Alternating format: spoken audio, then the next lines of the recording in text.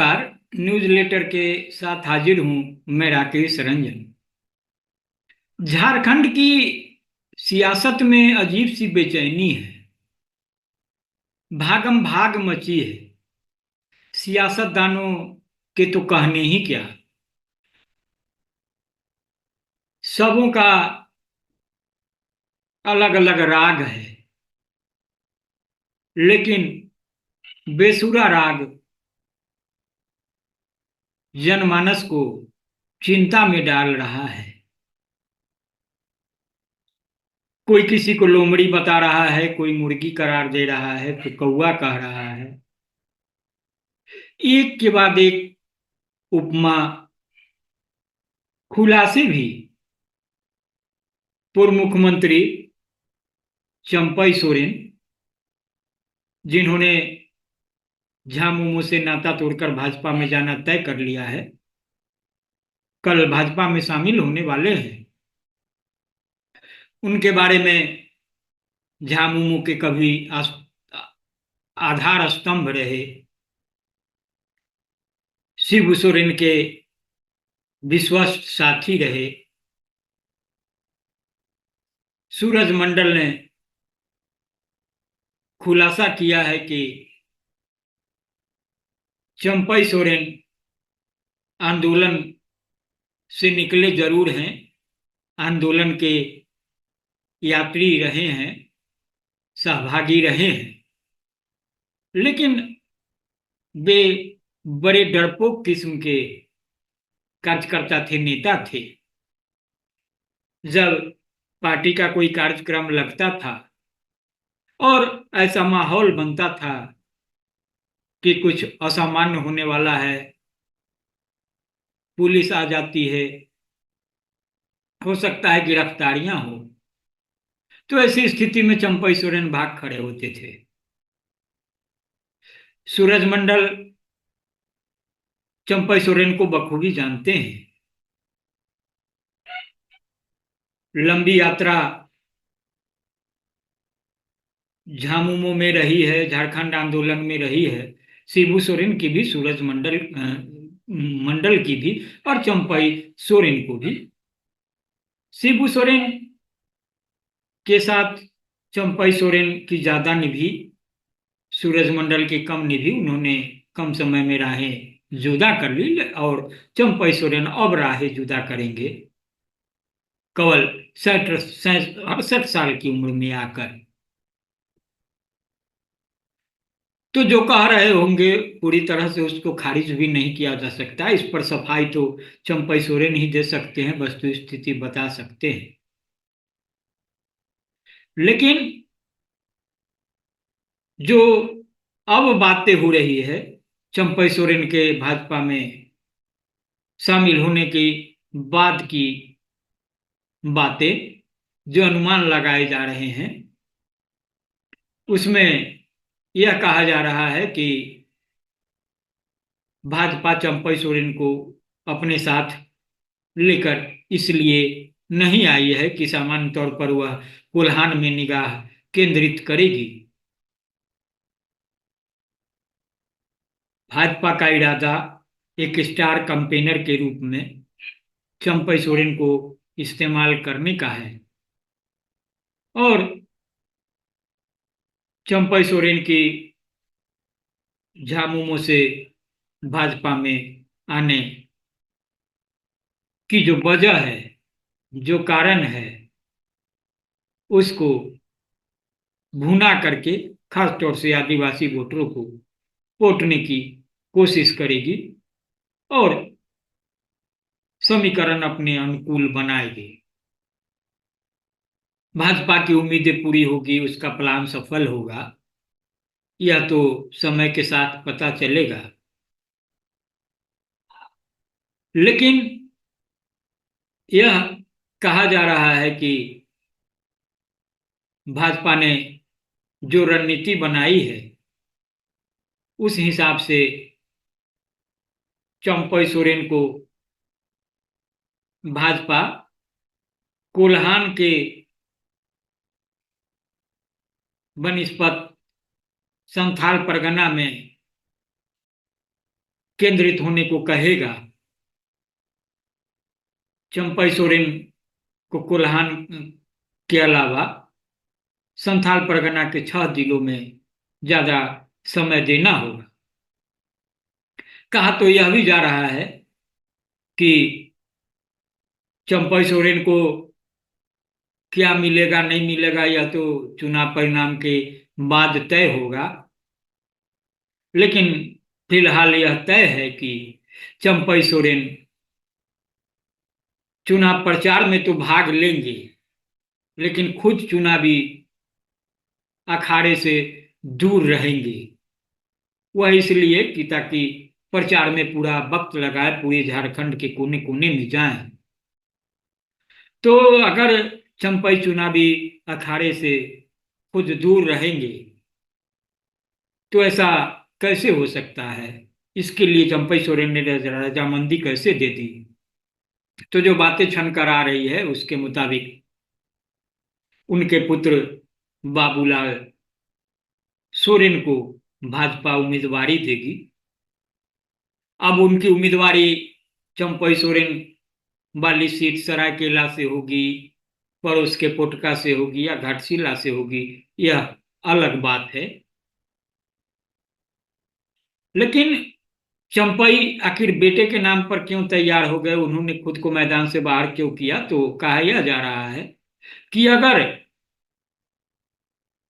खुदा न खास्ते ऐसी स्थिति बनी कि भाजपा झारखंड की सत्ता में वापस नहीं हो सकी, तब भी परेशानी की कोई बात नहीं है, उन्हें कहीं दूसरे जगह एडजस्ट किया जाएगा। झारखंड से आते हैं, झारखंड को बखूबी समझते हैं। झारखंड के जमशेदपुर में बड़े अखबार के संपादक रह चुके हैं संतोष माने। उन्होंने अनुमान लगाया है कि भाजपा का क्या जोड़ घटाव है, भाजपा जो टैक्स दे रही है चंपई सोरेन को, उसका क्या मकसद है। तो चंपई सोरेन के लिए जो काम है वह जेएमएम का कोर वोटर जो है उसको समेटना है। मियाँ माझी महतो कहावत है, जो मुस्लिम है, माझी है जो संथाल आदिवासी, और महतो बिरादरी जो है कुर्मी, जो प्रभावी बिरादरी है। इसके बारे में कहा जा रहा है कि यह सत्यनारायण भगवान के प्रसाद की तरह हो गया है, इसको इसका विभाजन हो जा रहा है।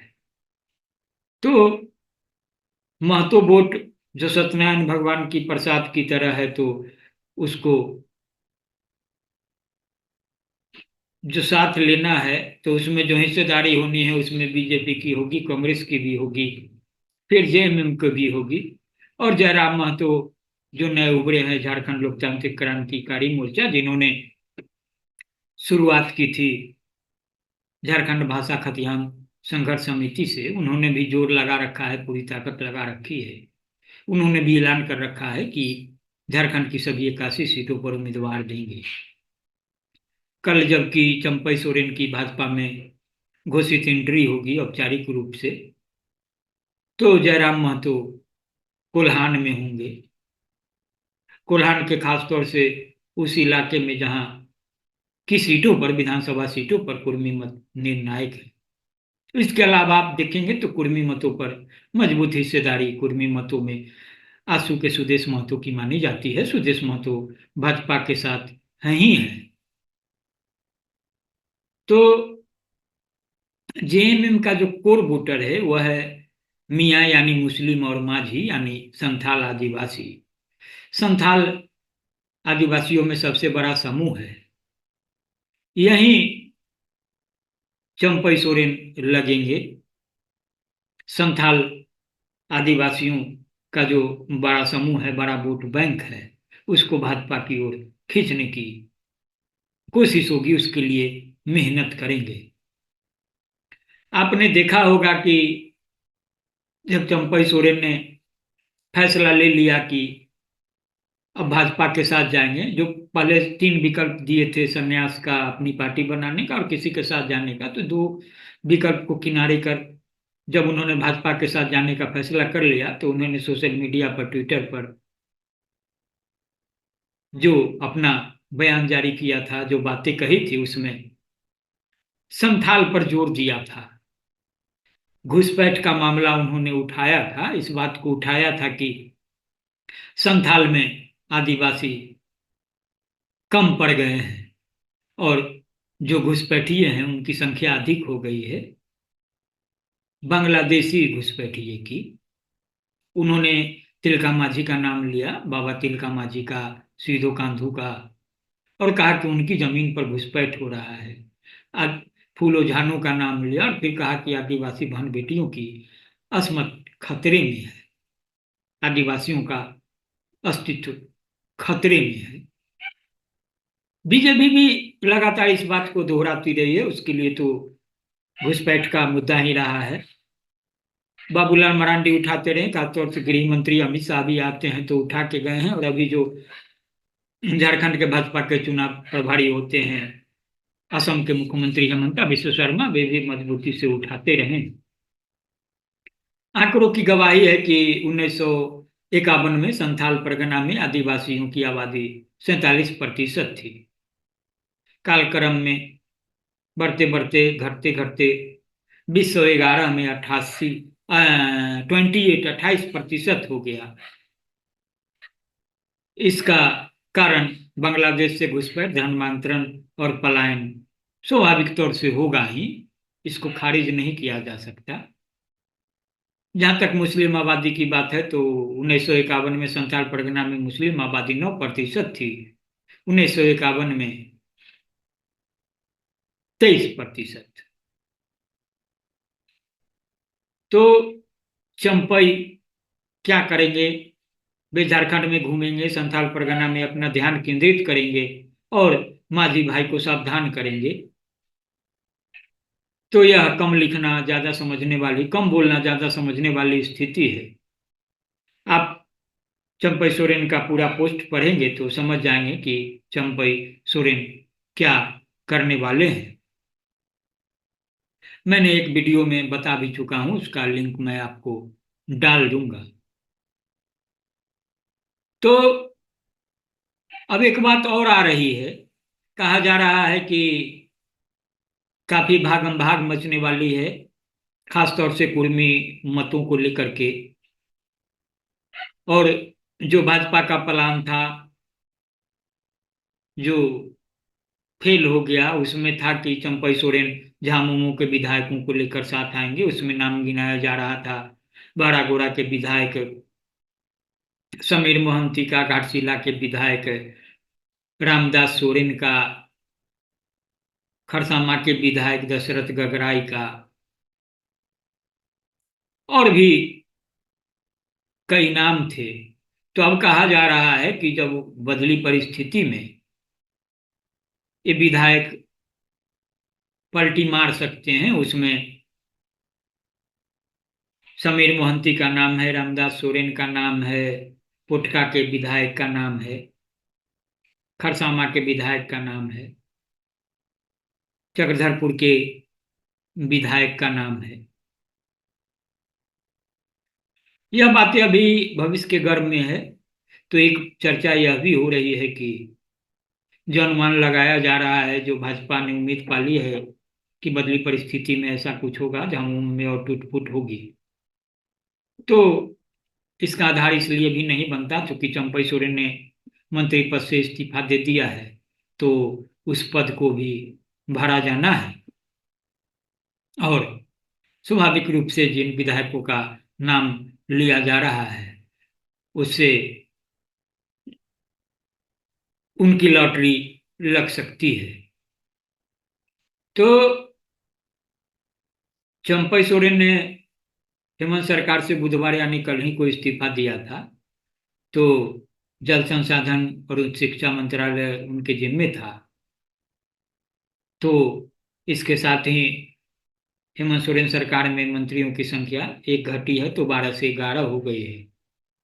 उनकी जगह जो मौका मिलने की बात हो रही है, तो उसमें कहा जा रहा है कि पश्चिम सिंहभूम से पहले से दीपक बिरुआ जो चाईबासा के विधायक होते हैं, उनको मंत्रिमंडल में जगह मिली है।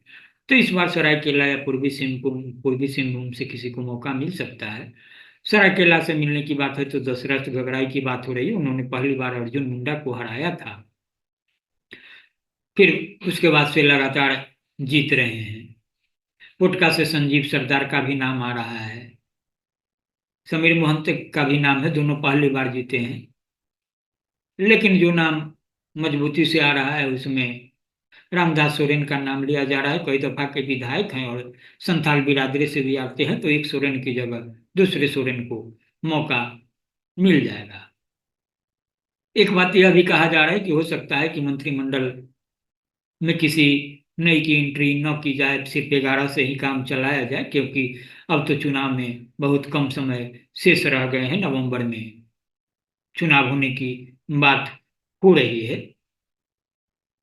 एक बात यह भी कहा जा रहा है कि 12वां मंत्री जो है वह झारखंड के लिए अपशगुन है, सरकार के लिए खतरा बनता है। जब जब ऐसा कुछ हुआ है तो असहज स्थिति बनी है। आपको बता दें कि झारखंड को जानने वाले कहते हैं कि नई राज्य के तौर पर जब झारखंड का गठन हुआ था, लगता है कि वह मुहूर्त ही शुभ नहीं था।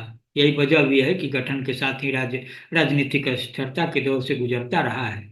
24 वर्षों में अब तक एक मुख्यमंत्री रघुवर दास ने अपना कार्यकाल पूरा किया। इसके अलावा अजीब संजोग या अशुभ कहिए कि राज्य कैबिनेट के लिए 12वां मंत्री अशुभ हो गया है। यह सरकार के लिए अपशगुन की तरह दिखता है। रघुवर दास ने 5 साल का कार्यकाल पूरा किया तो उनकी कैबिनेट में भी 11 मंत्री ही थे। किसी ज्योतिष ने उन्हें सलाह दी थी कि 11 मंत्री से ही काम चलाइए, 12वां नहीं बनाइए, नहीं तो फिर गड़बड़ हो जाएगा। और उन्होंने ऐसा ही किया तो कार्यकाल पूरा कर लिया। लेकिन रघुवर दास से पहले जितने भी मुख्यमंत्री हुए थे उन्होंने 12 मंत्रियों के साथ कैबिनेट का गठन किया और किसी ने पूरा कार्यकाल पूरा नहीं किया। 2019 में झारखंड मुक्ति मोर्चा और कांग्रेस गठबंधन को बहुमत मिला, हेमंत सोरेन मंत्री बने। तो दिसंबर 2019 से जनवरी 2024 तक उन्होंने 12वां मंत्री नहीं बनाया। लेकिन जैसे ही उन्होंने बनाया स्थिति बिगड़ गई, उन्हें जेल जाना पड़ा, इस्तीफा देना पड़ा। तो